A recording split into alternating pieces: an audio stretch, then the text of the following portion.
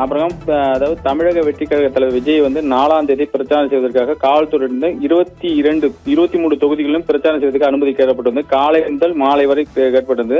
ஆனால் புதுச்சேரி காவல்துறையினர் 4 இடங்கள் மட்டும் தேர்வு செய்யப்பட்டு 4 மணி நேரத்தில் வந்து பிரச்சாரத்தை முடித்துக் கொள்ள வேண்டும் அனுமதி வழங்கப்பட்டது தகவல் வெளியாகி இருக்கிறது. புதுச்சேரி 4ஆம் தேதி விஜய் பிரச்சாரம் செய்வதற்காக 4 இடங்களில் மட்டும் அனுமதி அளிக்கப்பட்டது. அதன்படி கொக்கு பார்க் மார்க்கெட் கமிட்டி மைதானம், வெங்கட சுப்பரெட்டியார் சிலை சதுர்க்கம், தவளகுப்பம் 4 முனை சந்திப்பு, வில்லியனூர் கோடப்பாக்கம் சந்திப்பு என 4 இடங்களில் வந்து கூறப்பட்டுள்ளது. பிரச்சார காவல்துறை அனுமதி அளித்துள்ளது.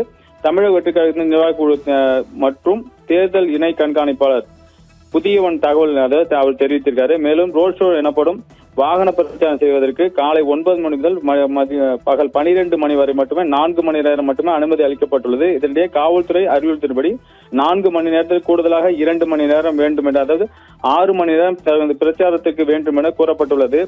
ஆனால் 23 தொகுதிகளும் பிரச்சாரம் செய்வதற்காக விஜய் வந்து காணொலி காட்சி மூலமாக மற்ற தொகுதியிலிருந்து பிரச்சாரம் செய்வதாக தகவல் வந்து வெளியாகி இருக்கிறது. அதாவது 23 தொகுதியிலும் விஜய் வந்து பிரச்சாரம் தொகுதி மக்களிடம் பேச வேண்டும் என்பதற்காக சென்னையில் இருந்தபடியே காணொலி காட்சி மூலமாகவும் பிரச்சாரம் செய்வதும் திட்டமிட்டுள்ளதாக கூறப்படுகிறது. ஆனால் 4ஆம் தேதி விஜய் வந்து புதுச்சேரி வருவது உறுதியாகி உள்ளது. ஆபிரகாம்.